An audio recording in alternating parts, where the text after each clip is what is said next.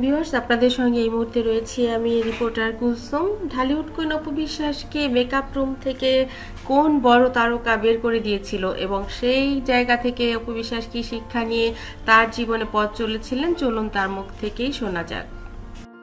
কক্সবাজারে এরকম অনেক ঘটনা।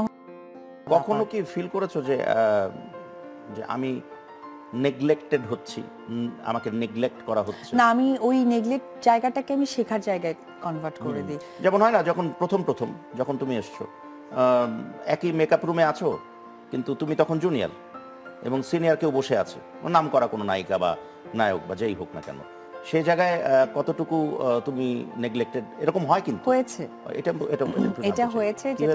যেটা হয়েছে যে খুবই নামি দামি একজন চিত্রনায়িকা, মেকআপ রুমে আমি ছিলাম তখন। আমার প্রথম দিককার ছবি তোমার? একদম প্রথম। বুঝতে পেরেছি, নামটা না বললাম, অনেক নামি দামি নায়িকা। হ্যাঁ, তো যেটা হয়েছে যে আমি কেন মেকআপ রুমে, তো আমাকে মাত্র ফাউন্ডেশনটা দিয়েছে, পুরো মেকআপটা কভারও করে, তো অর্ধেক মেকআপ থেকে আমাকে বারান্দায় নিয়ে গিয়ে ফুল মেকআপটা কমপ্লিট করা হয়েছে। ওখান থেকে তোমাকে মেকআপ রুম থেকে বের করে দেওয়া হয়েছে? হ্যাঁ, একদম। আচ্ছা, makeup room get out from the makeup room, because না, গেট আউট বলেনি, মানে গেট আউট বলতে যে তুমি বের হয়ে যাও, আমি তোমার সামনে মেকআপ ঢোকার আগে দেব না। মেকআপ আর্টিস্টকে বলা হয়েছে যে সে কেন এখানে, তো ওরা এখনো যোগ্যতা হয়নি আমার সাথে বা আমার পাশে বসে একই মেকআপ রুমে বসে মেকআপ দেওয়া। এক্স্যাক্টলি, এটা একদম মানে কোটি টাকার আবেদন। ওই সময় কি রকম লেগেছিল যে না, ওই সময় আমার শিক্ষাটা লেগেছিল, মনে হয়েছিল যে ঠিক উনি তো আসলেই অনেক বড় মাপের একজন অভিনেত্রী, আদৌ হয়তো বা ওই জায়গাটা প্লেসেসটা যায় না, যেটা আমারও শিক্ষার একটা বিষয় ছিল। বাট অপর প্রান্তে আমি যখন একদম ফুল ফেজের হিরোইন, যখন আমার ওই পজিশনটা, আমি কিন্তু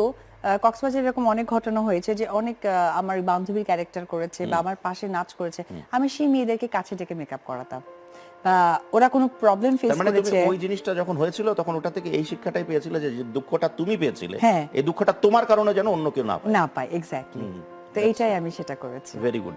এখন আমার আরেকটা প্রশ্ন হচ্ছে, এইখানেই তোমার জীবনের গল্প থেকেই নেওয়া, সেটা হচ্ছে যে এই যে যখন তুমি প্রথম ছবিতে নাম করে ফেললে, প্রথম ছবি বলতে যেটা বাণিজ্যিকভাবে সফল হলো, কোটি টাকার কাবিন, তারপরের গল্পটা একটু জানতে চাই যে ওখান থেকে তো অপু বিশ্বাসের উত্থান, অফিসিয়াল উত্থানটা তো ওখান থেকে, এরপরে একটানা এত বছর ধরে একটানা একটা শীর্ষ আসন ধরে রাখার গল্পটা ছোট করে বলি। আমার কাছে মনে হয় যে শীর্ষ আসনটা যদি আমি নিজের মধ্যে রপ্ত করে নিই তাহলে আমি ধরে রাখতে পারবো না। আমি যদি মনে করি যে আমি এখনো সেই তৃণমূলের একটা আর্টিস্ট, তাহলেই আমি আমার জায়গাটা ধরে রাখতে পারবো। আমাকে দেখলে আমার সবচেয়ে ভালো লাগার বিষয়টা হচ্ছে দাদা, যে আমার এত বছরের ক্যারিয়ারের পরেও যখনই খুব কাছে থেকে কোনো মানুষ দেখে তখন তারা মেলাতে পারে না যে আমি একজন এত বছর ক্যারিয়ারের একজন নায়িকা বা স্টার বলো, সুপারস্টার বলো, এটা হচ্ছে কি আমার লক্ষ্য। আচ্ছা, যখন তুমি নাম করতে শুরু করলে। ভিউয়ার্স, ভিডিওটি ভালো লাগলে লাইক, কমেন্ট, শেয়ার দিন এবং পরবর্তী পর্ব পেতে সাবস্ক্রাইব করতে ভুলবেন না। ধন্যবাদ আবারও সবাইকে।